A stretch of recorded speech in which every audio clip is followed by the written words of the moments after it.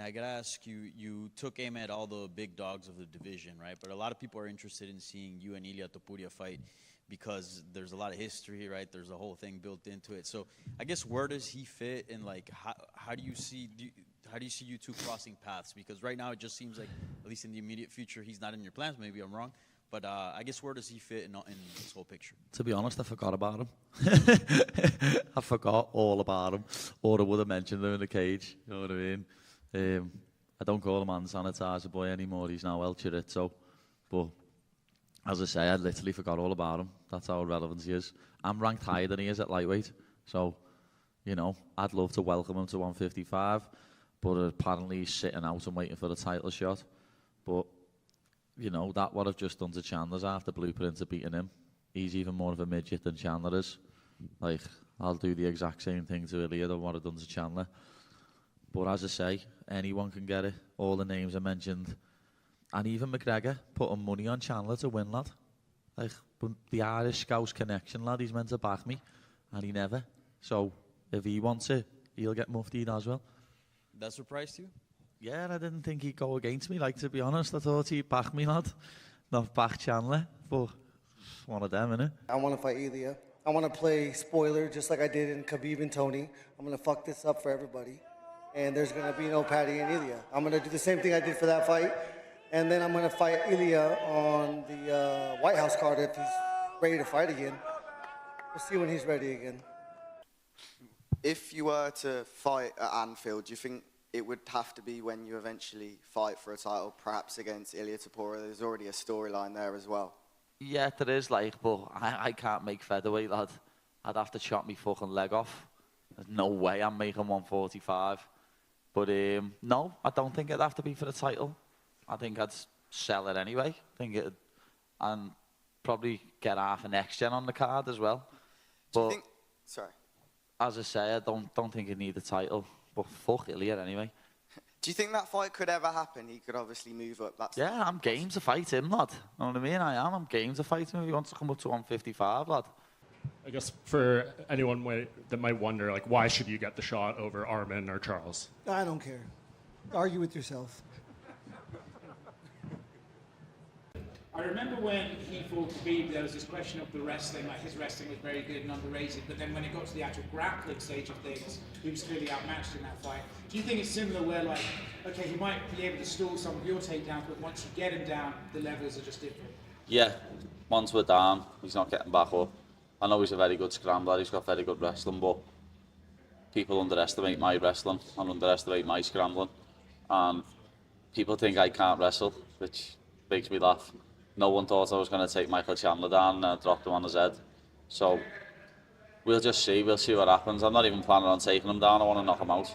Start with both Justin and Paddy. Justin, I'll start with you. You know, a lot of people assumed one of you would be involved in this lightweight fight. I don't think anyone thought it would be an interim fight. They assumed it would either be Ilia in there, and if it was an interim, maybe it would be Armin. So I guess how far back did you know it would be Paddy? And is there any disappointment that it's not undisputed or, you know, Armin, who's highly ranked? No, it's no disappointment at all. I mean, everything on paper, interim champion is the same as a champion on paper, contract-wise. And that's what we fight for. This is my job, and it's the biggest opportunity for me. I didn't know a long time before they announced the fight that it was going to be Paddy. I think they were waiting to see if Ilia was going to fight, and you know, I think that variable was kind of unpredictable. None of us knew when he was going to fight. That's what I kept telling everybody. Like, whenever Ilia fights, I want to fight. And you know, it turns out he's going to sit down for a little bit. So Paramount, this is you know, they need Michael Johnson versus Justin Gaethje coming out party, and Paramount, UFC combining. I mean, this is the fight that everyone wants. We're going to gain massive fans for the UFC, entertainment business, and we're the most I'm the most entertaining fighter in the world. And this guy's pretty close behind me, so it's going to be a hell of a fight. Same question for Paddy. Well, I was half preparing for Ilia, to be honest. I was doing little bits in training camp for Ilia. And then, like 2 days before the announcement, I got told it was Justin. But it's a privilege to share the octagon with such a legend. And it's going to be unbelievable to get in there with him. And as he said, until Ilia comes back, this is the real belt. People call it a fake belt all they want, but until Ilya comes back into the octagon, this is the belt. Me and him are fighting for the lightweight championship. Another one for Paddy. A lot of fighters, when they face Justin, they don't look the same after. You know, it's like a car crash in there. So I guess, how are you approaching this fight? And can you even expect anything when you're preparing for Justin Gaethje? I'm obviously hoping it's him what doesn't look the same after this fight, not me. That's how you prepare for it. My family is extremely competitive. If we go bowling, we have to take different vehicles because somebody will leave somebody. So they're as excited as I am for a chance to get that fight back. Then last one for me. It might be a little weird question, but if a little kid comes up to you and asks what the BMF title stands for, do you say it's a bad motherfucker belt, or do you have to kind of change it? I haven't, luckily I haven't run into that situation. So I'm not sure what I would say. I think, I think I would probably describe it as a championship belt to a kid. You can't look past what's going on now, but like a fight with Ilya, like how much would that mean to you? Does it have to happen? It's the weirdest. When you guys first started arriving, I'm like, what is it? They're never gonna fight. Like, what are we even doing here? It's like it's fate. You know what I mean? It was meant to happen. Because all that was just over nothing. But now we just dislike each other. You know what I mean? I respect him as a fighter. I think he's a brilliant fighter, lad.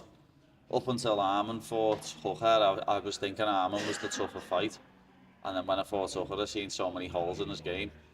So, Ilya is the toughest fight out there. People are, for me, Islam's pound for pound #1. He's #2. And I want to beat him, lad. I want to be on that pound for pound list. I want to show everyone why we have weight divisions and that he's just too small to beat me. As I say, on a professional level, I really respect him. I think he's a very good fighter. He's a great champion, but I'll be an even better one. And lastly, I'm just curious about the exchanges with Nate Diaz on social media over the past few days. What do you say? That motherfucker's lost over 15 times. Like, come on. So for him to be criticizing me for one loss, I found it funny. And I think he's jealous because he's done. He'll never be here. He'll never be fighting for a world championship. And he'll never achieve a world championship. In the history books, I'm already a world champion. And I don't like it and I don't accept it. I need to make it right on Saturday, but I'll be in the Hall of Fame. He should be too. But just because, the fans love him. Was there ever talks of you and Nate fighting? Of course not. I know he's, I heard he turned down Khabib about 20 times. So for him to shit on me for losing to Khabib, I find that hilarious. On Saturday you said... But if he's fighting Khamzat next, then I got to give him some credit. You don't see that fight going his way? I don't know. Of course not. but again, I'm a fan of the sport because anything can happen at any time. But he doesn't...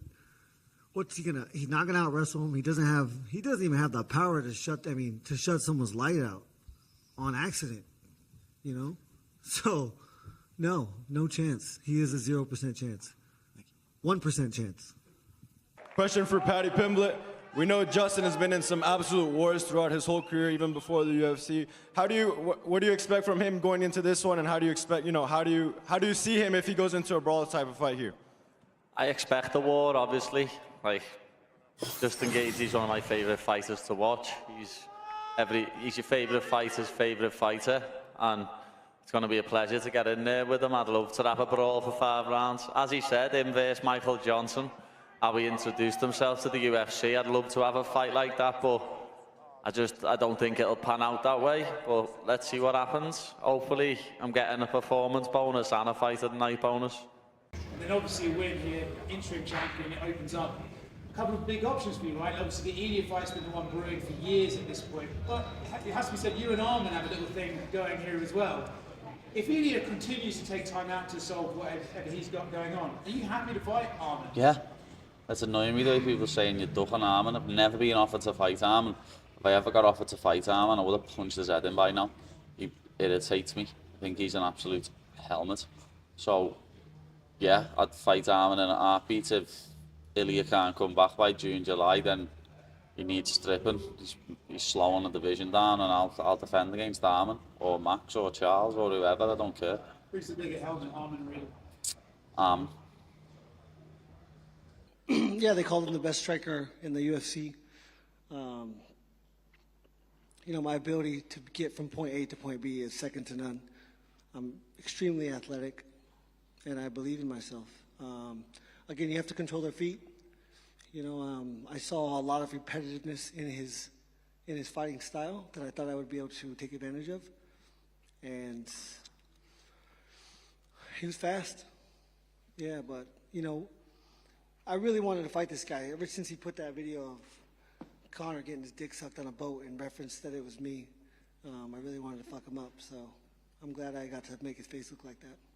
And did you think you'd have to implement more of a wrestling game plan than what you did? Because obviously you landed the one takedown towards the end of the fight, but that was kind of only time that happened. As I said it before, I wasn't opposed to it. But when I'm finding so much success in the style of fight that's happening, I don't think that you should change. You know, if it ain't broke, don't fix it. Yeah, I felt successful for pretty much the whole fight, so I didn't see any reason to. I tried to take him down in the second, I think it was. Maybe it was the first. I think it was the first. And, you know, he's a strong little bastard. And I guess lastly, I know you said you don't care about getting your validation from the fans, but who do you think you could beat that would make you undeniable in that sense? Is it just beating the champion? Yeah. I think people will move the goalpost with me up until I have that lightweight title wrapped around my waist. You know, if I go in and beat Charles, it'll be like, oh, Charles old. You know what I mean? He's got so many losses. It's just one of them. Like, anyone. Put anyone in front of me and I'll smash your face in.